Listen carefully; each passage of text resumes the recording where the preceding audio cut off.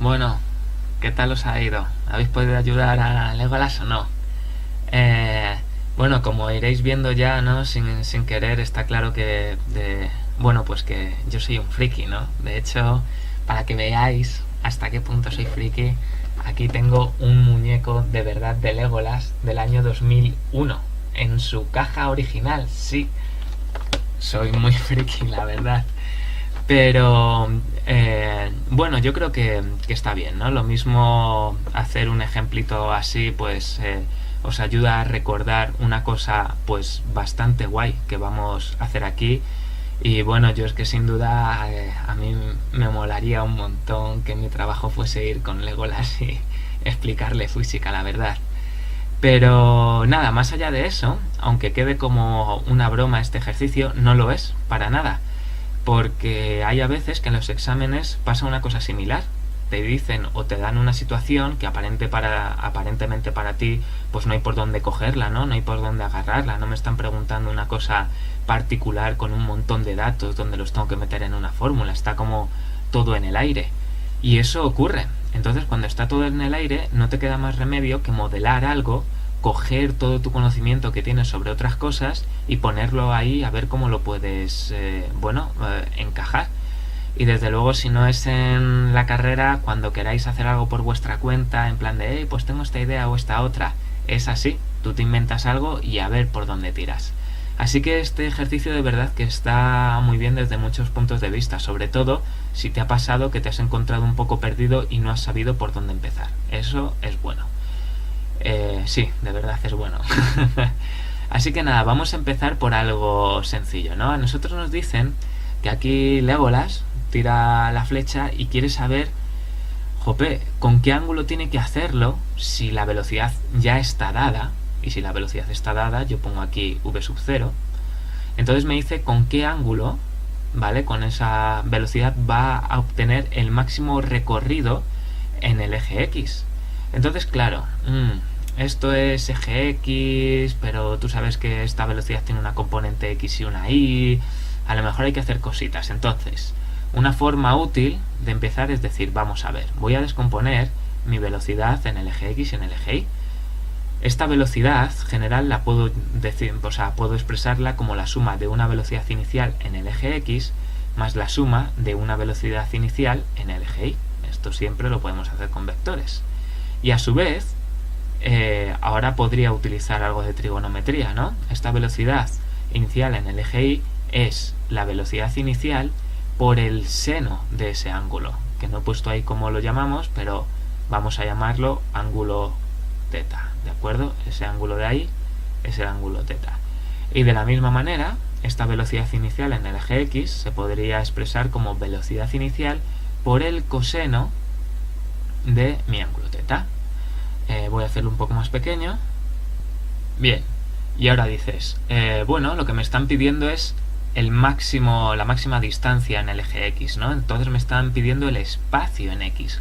Muy bien, si tengo la velocidad en el eje X, ¿no podría averiguar el espacio? Y yo te diría, sí, pero tienes que saber de qué tipo de movimiento se trata. ¿Es la velocidad constante? ¿No es constante?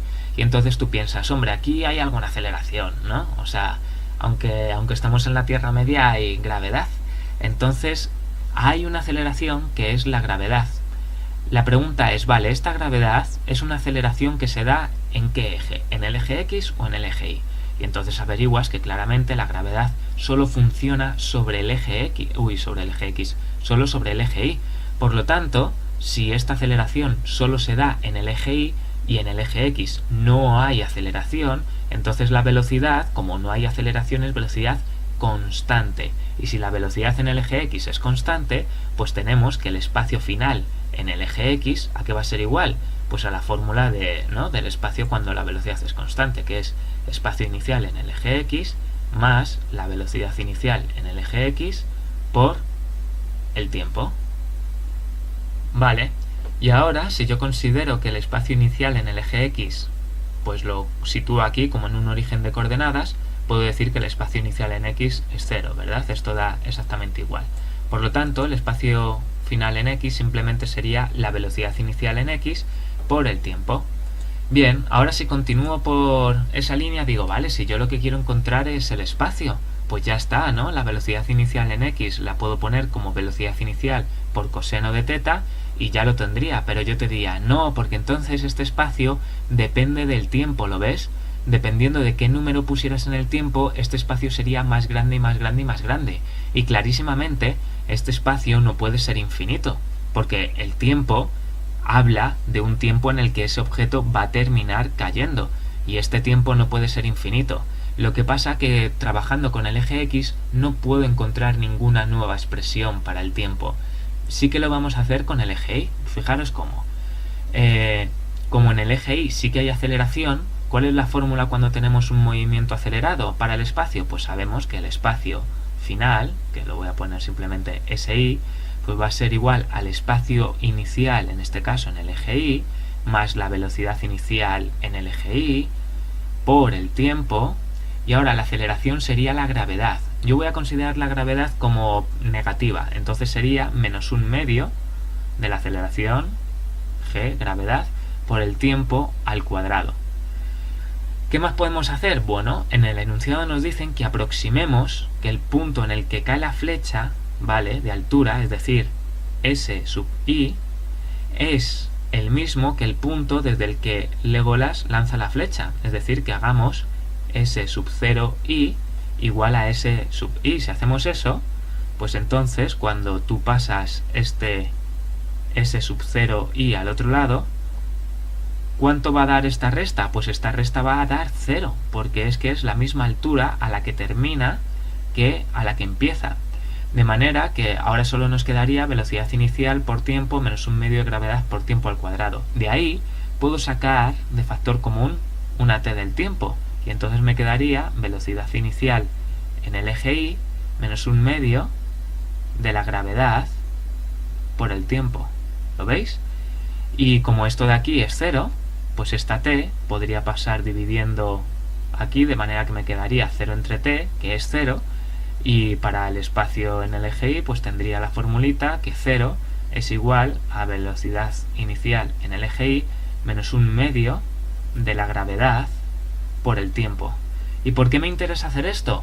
Porque fijaros, ahora de aquí yo sí que puedo despejar la t del tiempo, y a lo mejor alguien dice, vamos a ver, ¿no? Pero tú quieres estar trabajando aquí con el eje X y me despejas la t del eje Y. Digo, pues claro, ¿no? Porque el tiempo en ambos ejes han de ser la misma cantidad, es decir, la flecha no puede tardar más tiempo, ¿no?, en caer en el eje X que en el eje Y. Eso, o sea, no tiene sentido. La flecha tú la lanzas y cae en un determinado tiempo, y en ese tiempo habrá recorrido un espacio en el eje X. ¿Y qué espacio ha recorrido finalmente en el eje Y? 0, porque en ese tiempo parte del mismo sitio y acaba en el mismo sitio. Por lo tanto, el tiempo es algo común a las dos cosas. Y de aquí yo puedo despejar el tiempo. Me quedaría que tiempo es igual a ¿qué? Pues paso menos v sub 0 i al otro lado restando, y ahora me quedaría pasar, ¿no?, el 2 multiplicando, entonces aquí habría un 2, y me pasaría dividiendo g y el menos, es decir, me quedaría aquí menos g. Este menos con este menos se van y me quedaría simplemente más. ¿Qué es lo bueno de esto? Que ahora, en mi espacio final en X, yo puedo meter estas cosas, y fijaros cómo lo voy a hacer.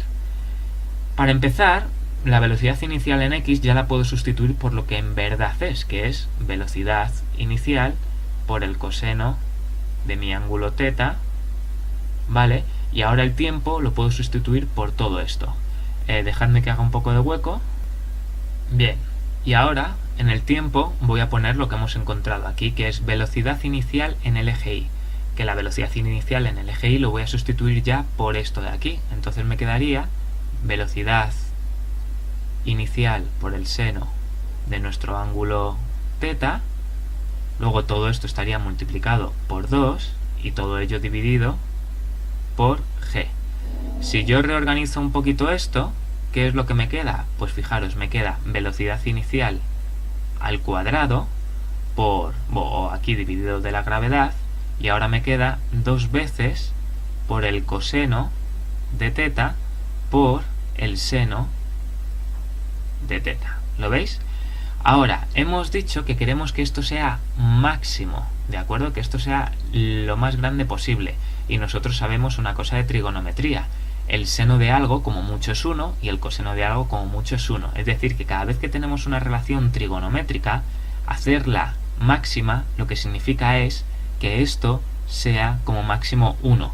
¿Y por qué me centro en esto y no en los otros datos? Pues porque la velocidad inicial está dada, la gravedad está dada, el 2 es una constante, no se puede cambiar, lo único que varía es esto y sus valores van a ir cambiando según sea el ángulo θ. Vale, ahora, quien tenga mucho ojo, pues sabe perfectamente qué ángulo es este. Uno diría que esto es 45 grados o pi cuartos. ¿Por qué? Porque el coseno de pi cuartos, ¿qué es? Raíz de 2 partido de 2. Y el seno de pi cuartos, ¿qué es? Raíz de 2 partido de 2. Entonces esto me quedaría al final 2 entre 2, que es 1. Pero esto es si tuviéramos bastante ojo y además si esta relación, ¿vale? Que en este caso, como es este ejemplo, es esta, pero en otros ejemplos puede que la relación trigonométrica sea más compleja y no lo podamos ver directamente. Sin embargo, si tuviéramos aquí algo que solo fuera seno de no sé qué o coseno de no sé cuántos, sí que podríamos, porque para nosotros es fácil saber cuándo el coseno de algo es 1 y cuándo el seno de algo es 1.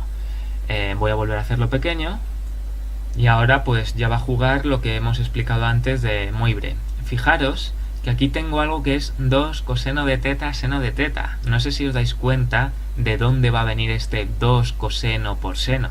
Esto va a venir de un producto notable. ¿De cuál? De hacer coseno, aquí, coseno de θ más y seno de θ, y hacemos esto al cuadrado. Vale, si hacemos esto al cuadrado y utilizamos lo que nos dice Moivre, entonces, ¿qué es lo que obtenemos? Pues obtenemos que esto es igual al coseno de 2 θ más i, la unidad imaginaria, por el seno de 2 θ. Pero si utilizamos la expansión del producto notable que nosotros conocemos, ¿qué es lo que obtenemos? Pues el primero al cuadrado, que es coseno al cuadrado de θ, más el segundo al cuadrado, que el segundo al cuadrado es i al cuadrado, seno al cuadrado. I al cuadrado es menos 1, así que ya puedo poner menos, y no escribo el 1 porque se sabe, menos seno al cuadrado de θ, y ahora sería 2 veces el primero por el segundo. Entonces me quedaría aquí más i, 2 veces, ¿verdad? 2 veces coseno de θ seno de θ. Entonces, utilizando Moivre, descubrimos que 2 coseno de θ seno de θ tiene que ser seno de 2θ. Es decir, que todo esto de aquí yo lo podría reescribir como seno de 2θ. Y claro, ahora es mucho más fácil darse cuenta de que si el espacio final es velocidad inicial al cuadrado entre la gravedad y ahora todo esto se convierte en seno de 2θ, yo te digo, vale, ¿cuándo el seno de 2θ se hace máximo? Y tú dices, hombre, nosotros lo que queremos es que esto sea 1. Para eso, 2θ ha de ser pi medios o 90 grados, porque esto es algo que no sabemos de memoria. Y por lo tanto, si eso tiene que ser 2θ, pues θ tendrá que ser pi cuartos o 45 grados. ¿Lo veis? Entonces, claro, aquí se unen muchas cositas. Daros cuenta que primero hay que entender y, bueno, modelizar un poco tu idea. Y luego cuando llegas a esto, fijaros si esto es importante. Es que aquí es muy fácil. Es que aquí es muy fácil ver que esto es pi cuartos. Pero en otros problemas y en otras cosas, la relación es más compleja y no se puede. Entonces, ¿cómo veo yo que el 2 coseno seno de θ puede venir de algo así? Pues porque haces unos cuantos y ya te va sonando. Por último, ¿qué comentaros de esto? Bueno, que dado por supuesto que sabíais la física de esto, pero hay gente que a lo mejor le cuesta un poco y aquí hay una cosa importante, ¿no? no sé si os dais cuenta que el espacio final, que en este caso es 0, veis que depende de la velocidad inicial en i y de la gravedad, es decir, que la gravedad está afectando nada más que al eje y. Y que de eso obtengo la relación de que el tiempo que va a tardar la flecha en volver a caer, porque cuando yo pongo 0 está implícita la idea de lanzo algo y vuelve a caer, por eso el incremento en el espacio y es 0. Cuando yo obtengo este tiempo, vemos que el tiempo aquí no depende de la velocidad en x, es decir, el tiempo que algo tarda en caer no importa que la velocidad inicial en el eje x sea muy grande.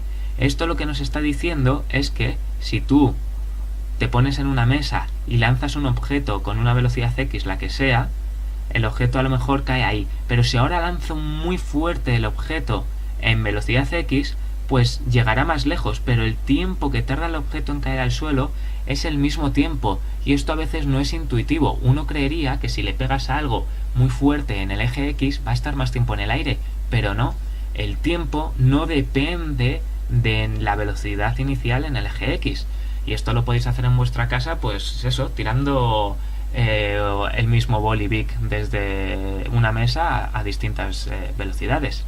Así que nada, espero que os haya servido, y aunque pareciera así como una broma, no lo es para nada. Hay un montón de ejercicios que tienen que ver con desarrollar, pues eso, pensar, modelizar algo y luego utilizar cosas matemáticas.